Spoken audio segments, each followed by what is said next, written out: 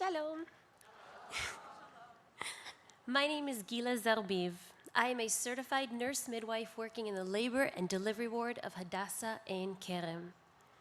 It is truly a profound honor for me to be standing here today in front of all of you powerful, passionate women and men.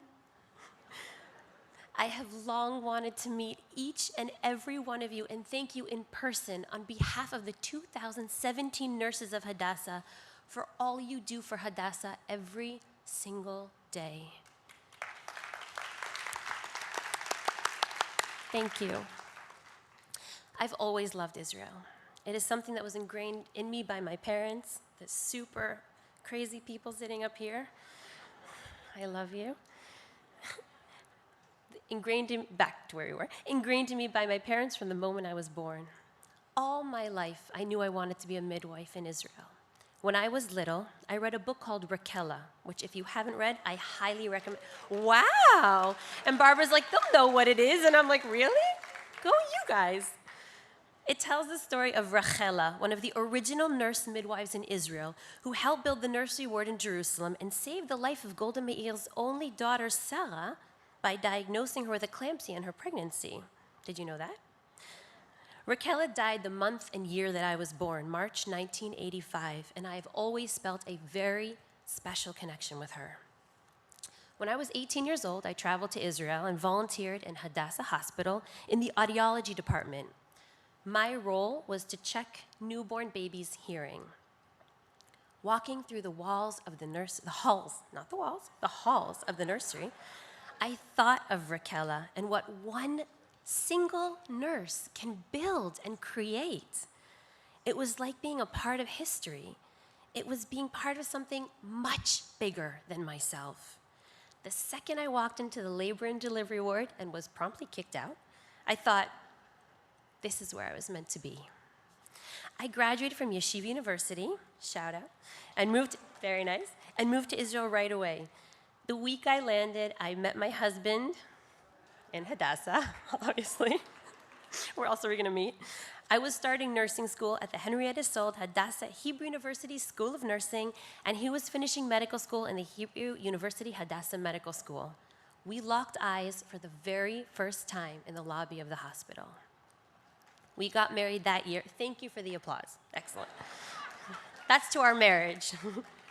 We got married that year and had 4 beautiful, perfect children. And I will now speak about them for the remaining 12 minutes. No, I'm not allowed. I was specifically told, but please find me later, because that, I feel like, is the reason. Anyways, I am now a master's student in the Women's Health Department studying at Hadassah Nursing School on the thesis track, where I'm researching the impact of the Me Too movement on obstetricians, gynecologists, and midwives. It's a cool topic, I agree.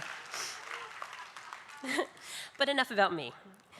I am here today to try to give you a taste of what it means to work in Hadassah and what kind of a place each of you are supporting.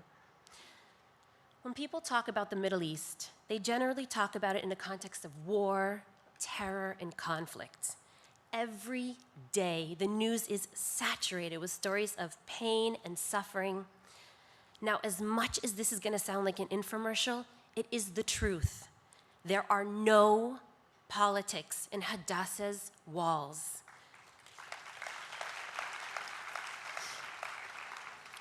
Hospitals in general are known for their nonpartisan beliefs and their ethical and moral compasses.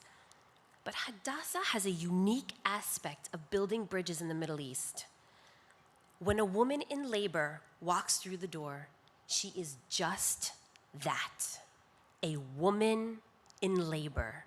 No one asks or cares about her race, religion, beliefs, or political views. Every single woman is simply a human being in the need of the highest standard of care. It may seem like a given, but Hadassah is shoulders above the rest. A few months ago, a woman presented to the labor and delivery ward from a remote Arab village. She was very, very sick. She was 24 weeks, which is about 5 months pregnant, and very well into her labor. She had a high fever, close to 104 and was progressing very quickly. She came to Hadassah after bouncing from hospital to hospital and being told that they were not equipped to treat her. Hospitals throughout the West Bank, as well as other prominent hospitals in Jerusalem, informed her that she could deliver by them, but they were not equipped to treat her extremely preterm baby. When she arrived at Hadassah after being transferred from over 3 hospitals, she was almost fully dilated. Within minutes, the top NICU doctors and midwives who specialize in extreme preterm births were by her side. Her baby was born a very short time later and was viable, rigorous, and crying despite having a severe infection and being extremely premature. We immediately began resuscitating her using a brand new technique where we perform the neonatal resuscitation while the baby is still attached to the umbilical cord. That means the baby is born, the baby goes onto the bed, and the umbilical cord is not cut. The baby remains on the bed next to her mother, and the team and the staff surround the mother and the baby. This treatment takes place while the cord is still pumping blood to the baby, thereby maximizing oxygen perfusion and improving outcome. It's essentially a blood transfusion while we're resuscitating. This 600-gram, 1.3-pound baby was brought up to the NICU on simple oxygen. Do you know what that means? That means that this tiny baby who barely had lungs didn't need to be intubated. She didn't need a tube from her nose to her lungs. She just had some oxygen by her face. Warm, pink, and crying. She improved every single day and was one of the incredibly rare statistics of extreme preterm that had no bleeding in the brain and no complications. A few years ago, these babies weren't even considered viable. And here we are today.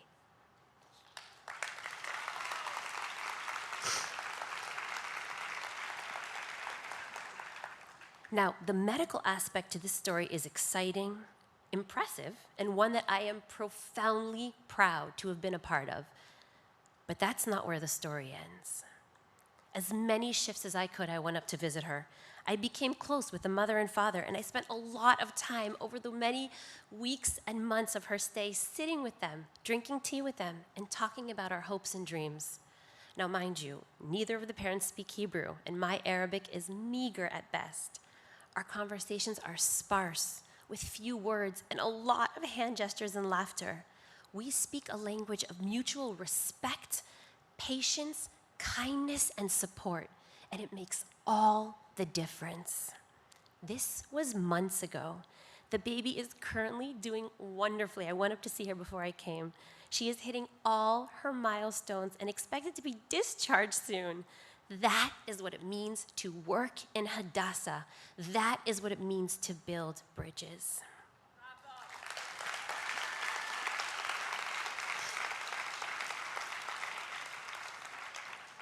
Now, I speak to a lot of people in my line of work. Once an American student asked me, "Do you think being a Zionist helps or hurts your ability to treat women in Israel with all the politics and the conflict and the noise?"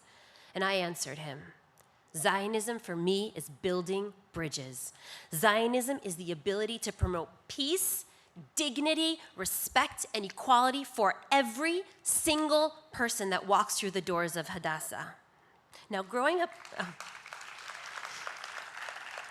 Okay, this is the hard part. I hope you brought tissues.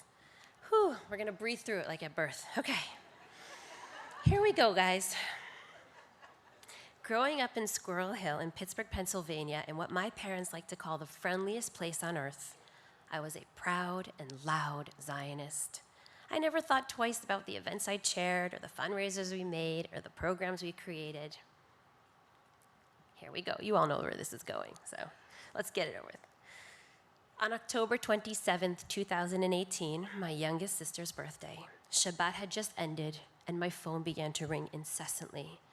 Gila, where are Mommy and Abba? Have you spoken to them? Does anybody know where they are? Are they okay? You knew I had 12 minutes. You just think you'd be watching me cry for 12 minutes. A shooter had entered a synagogue 5 minutes away from my home and in cold blood murdered my friends and cut a hole through the heart of my community. My parents often talk about the stress and anxiety they feel when they open the news and see the terror, war, and suffering going on in Israel. More than once, I have been on the receiving end of a panic phone call making sure my family was alive and well. To be standing on the other side of that experience, not knowing if my parents were alive or bleeding on a synagogue floor, is a surreal experience I pray I never have to do again. We didn't know which synagogue the attack had taken place yet, and it was Shabbat, and my parents, being religious Jews, they were not answering their phones. I called and called for what felt like hours, knowing that eventually they wouldn't be able to stand the ringing anymore and would have to tell us somehow that they were alive. They ended up walking to a non-Jewish neighbor who called to say that they were alive and well. The sense of relief that we felt at that moment was not one that everyone that day was lucky enough to feel. 11 people were murdered, and the serenity of the only other place that I call home was shattered. This world is not simple. It is full of pain, hatred, anger, and sorrow. And the only thing that we can each do is decide to promote peace, love, mutual respect, kindness, and serenity. And each and every one of you is doing that on a daily basis by supporting Hadassah. And there are no words to express my gratitude. Thank you.